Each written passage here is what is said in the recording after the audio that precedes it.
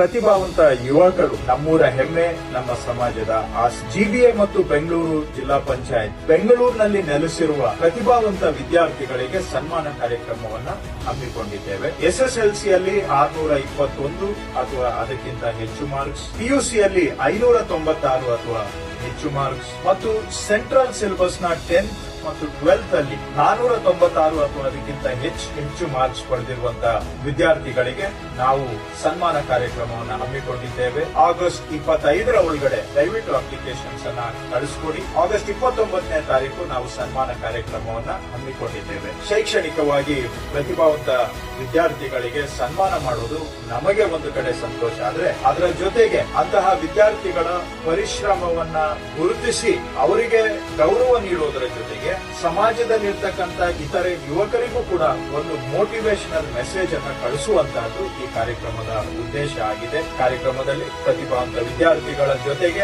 ಅವರ ಕುಟುಂಬದವರನ್ನು ನಾವು ಆಹ್ವಾನಿಸುತ್ತಿದ್ದೇವೆ. ಬನ್ನಿ, ಪ್ರತಿಭೆ ಮತ್ತು ಪ್ರತಿಭಾನ್ವಿತ